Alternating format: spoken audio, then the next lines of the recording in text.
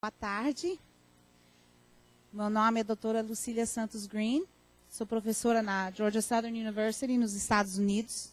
A universidade está localizada no sul do estado da Georgia, pertinho da cidade de Savannah, e apenas 5 horas de Disney World. No Programa Geral de Tecnologia Educacional, eu ministro cursos das disciplinas Tecnologia Educacional, Pedagogia da Instrução Online e Biblioteconomia Escolar. E essa é a minha universidade. Antes de assumir as minhas funções na Georgia, eu trabalhei 10 anos como professora e bibliotecária escolar no Texas.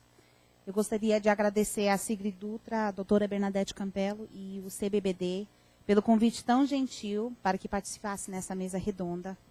Eu sinto-me muito honrada com este privilégio e, sem dúvida alguma, terei imenso prazer em trocar ideias e estender a conversa sobre a área da biblioteconomia transformativa com todos vocês esta tarde. Antes de começar, eu gostaria de esclarecer que a lista de referências que eu usei como base para esta palestra está disponível no meu website profissional, www.lucysantosgreen.com, e então pode acessar todas as informações. Hoje eu abordarei um tema que versa sobre a biblioteconomia e a comunicação no século XXI. Aliás, durante o curso dessa palestra, eu gostaria que você guardasse na sua mente a seguinte pergunta: como podem os bibliotecários promoverem as competências multimodais mediante uma cultura mais colaborativa e participativa? Enquanto estiver falando sobre essa questão, eu quero aproveitar para explorar várias ideias. A comunicação, a competência multimodal e os vários aspectos da cultura colaborativa e participativa. Nosso objeto final será exatamente entender como essas três áreas se interrelacionam e de que maneira essa interrelação contribuiria para um relacionamento mais efetivo entre a biblioteca e o seu usuário. Isto posto, eu começaria fazendo a seguinte pergunta: o que é a comunicação? Tradicionalmente, comunicação é definida como a ação de transferir informação do transmissor para o outro, o receptor.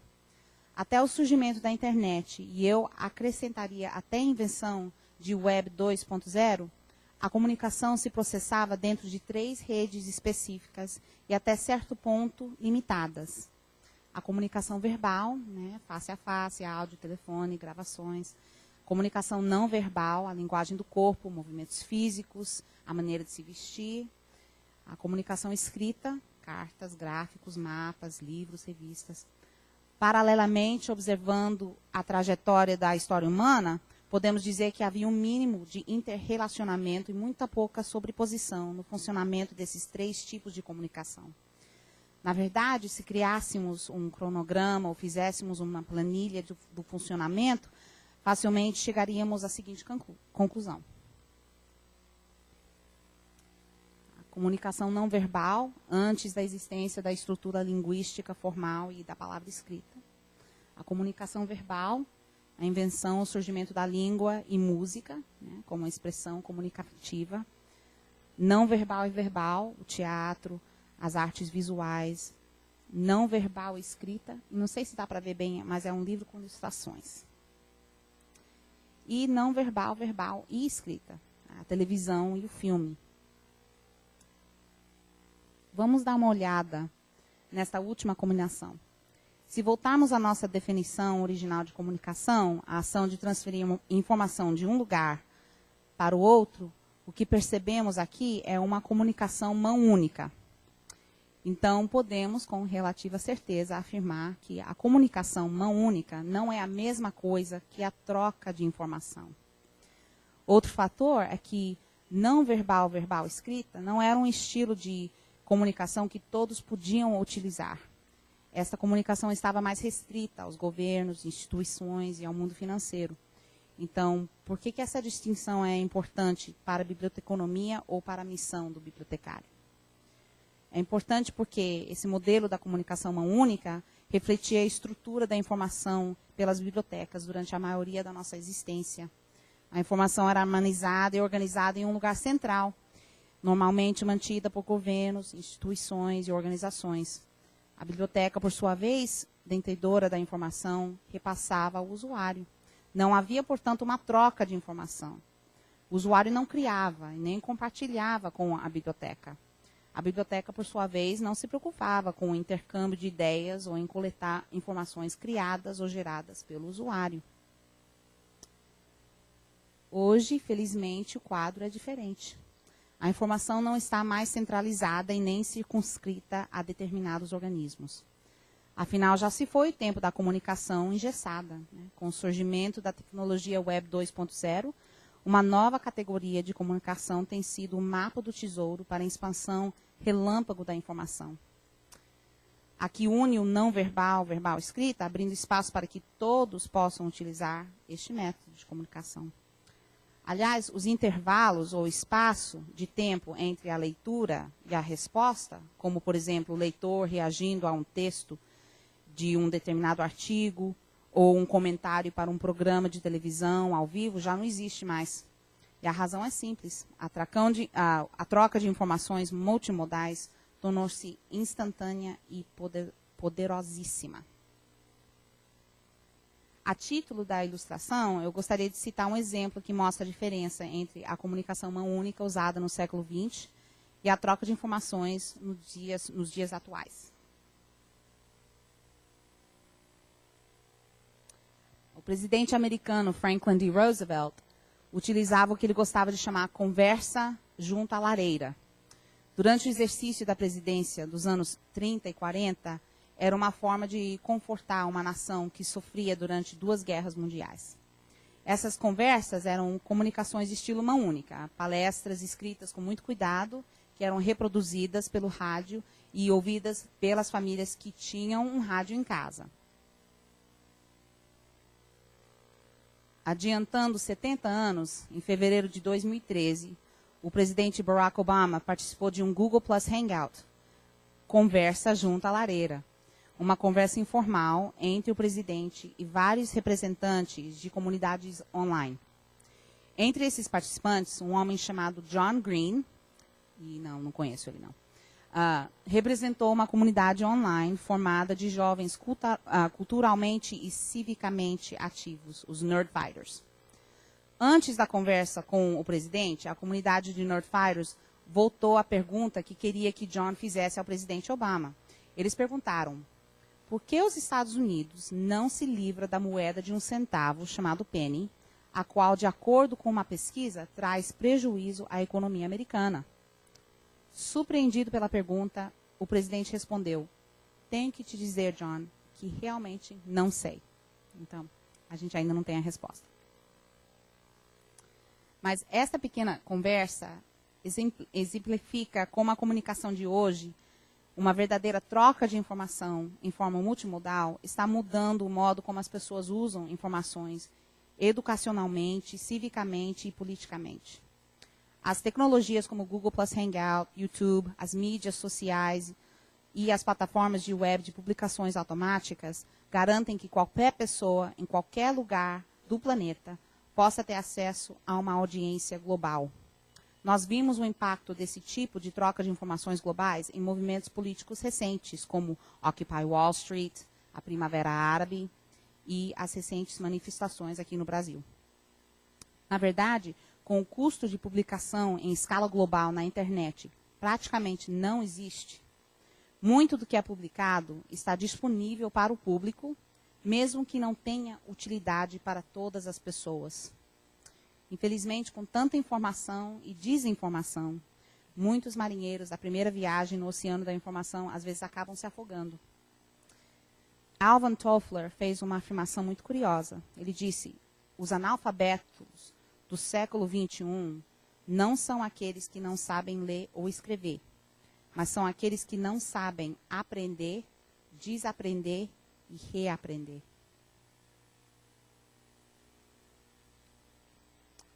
Então, voltamos à pergunta original. Como podem os bibliotecários promover as competências multimodais mediante a cultura colaborativa e participativa? A resposta nos leva à segunda ideia que eu gostaria de examinar. Como é possível, como bibliotecários... I'm sorry. Pronto. É tão importante, não tem nada escrito, desculpe. Okay. A resposta nos leva à segunda ideia. Como é possível, como os bibliotecários ou sistemas de biblioteca, criar uma cultura de maior participação e colaboração que promova uma competência multimodal em nossos usuários e a maior integração de nossas comunidades? Vejamos as competências multimodais.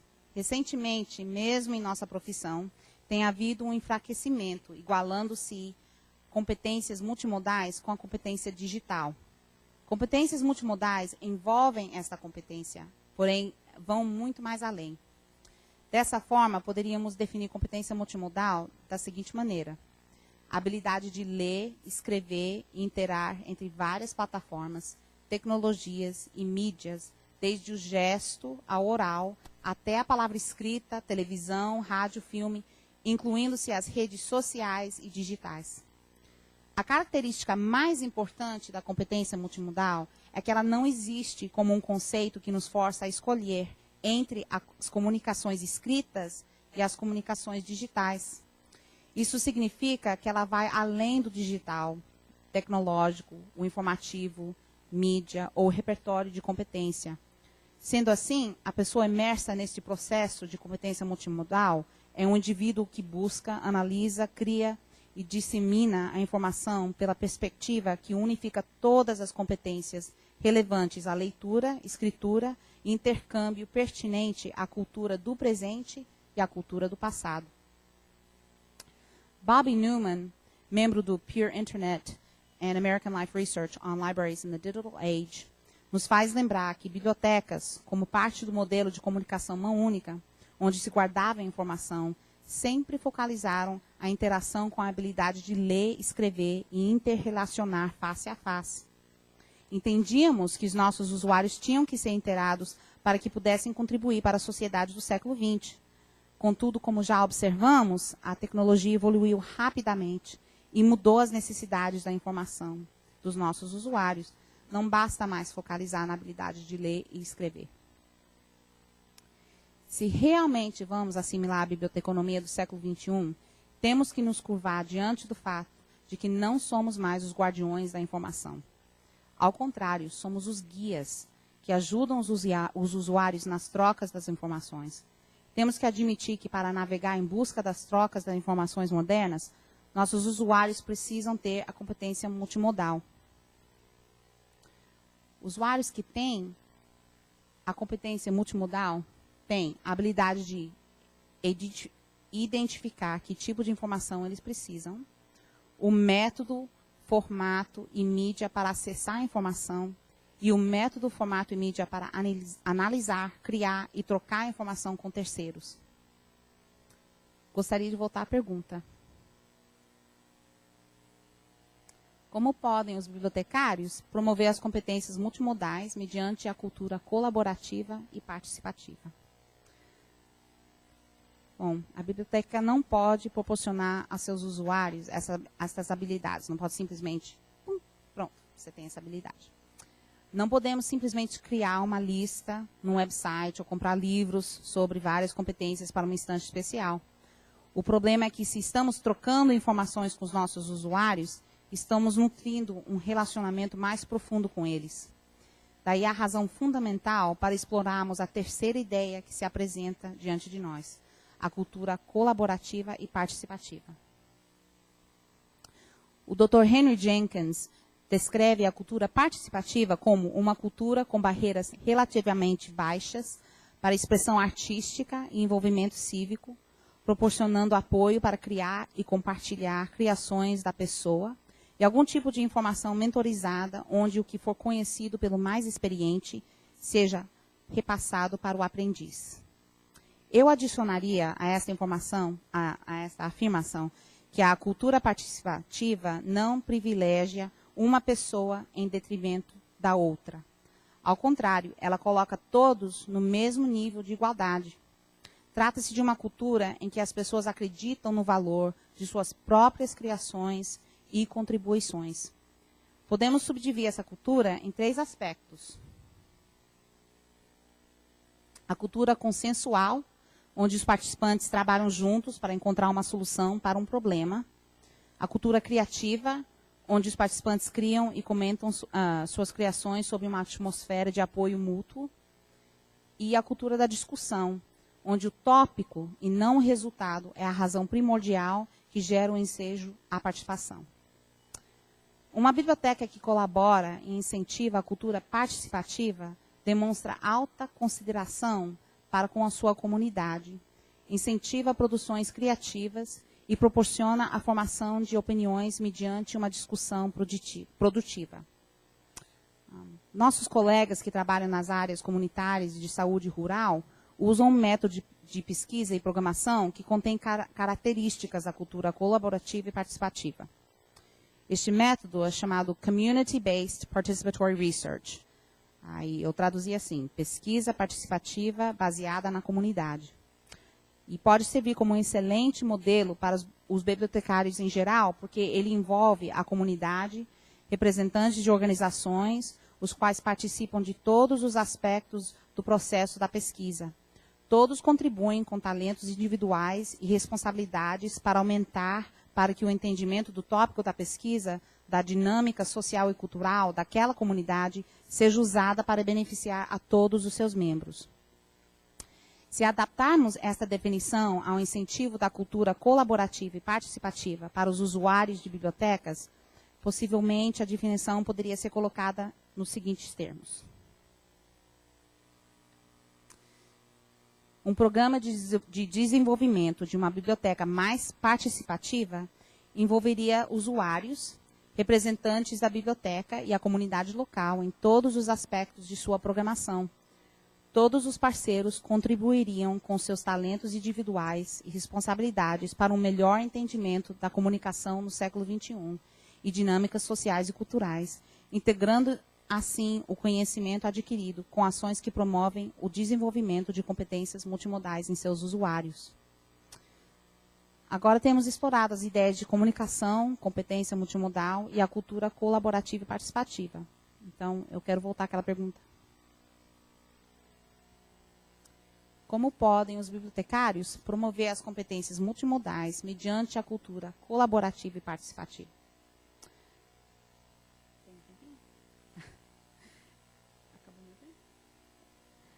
Eu rapidinho só vou dar 2 exemplos que eu posso desse método.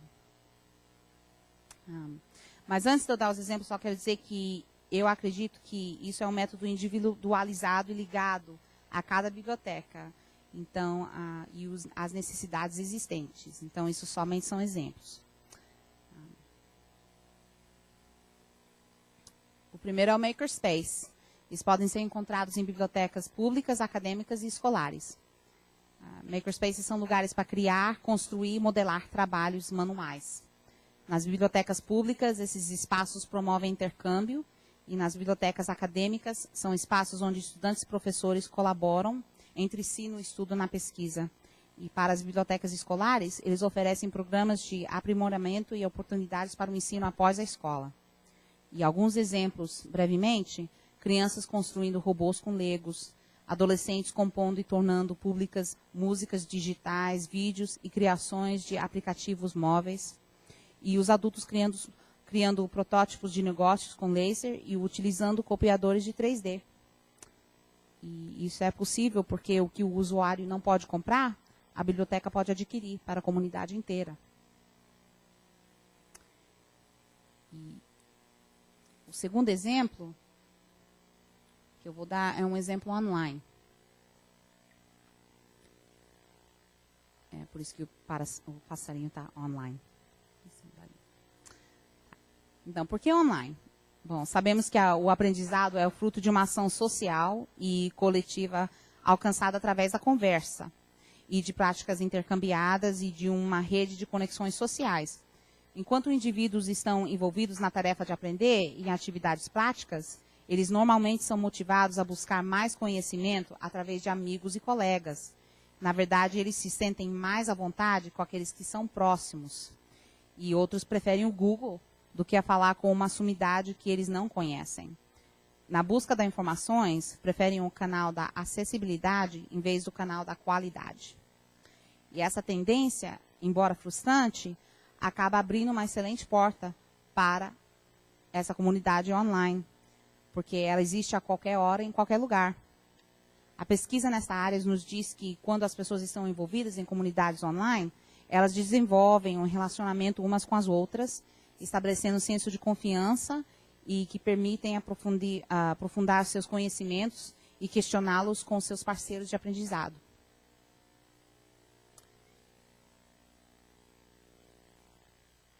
Eu tenho aí 3 exemplos que podem ser usados para formar comunidades online de aprendizagem.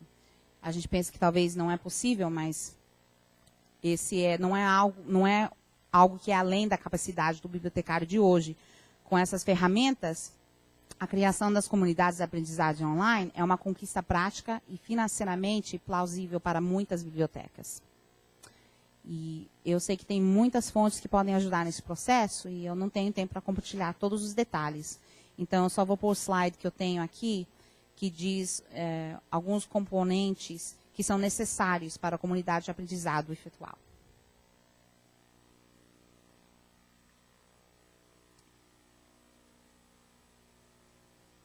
E o mais importante é que é um espaço para coleta e intercâmbio de recursos sobre um tópico de interesse comum. E por causa da natureza da tecnologia em si, uma comunidade de aprendizado online pode servir como decisivo instrumento na promoção da competência multimodal, tanto direta como indiretamente. Eu espero que os tópicos que foram examinados no dia de hoje tenham contribuído como um ponto de partida para que você, bibliotecário profissional, possa se sentir estimulado a aplicar no seu programa ou sistema as competências através das culturas colaborativas e participativas.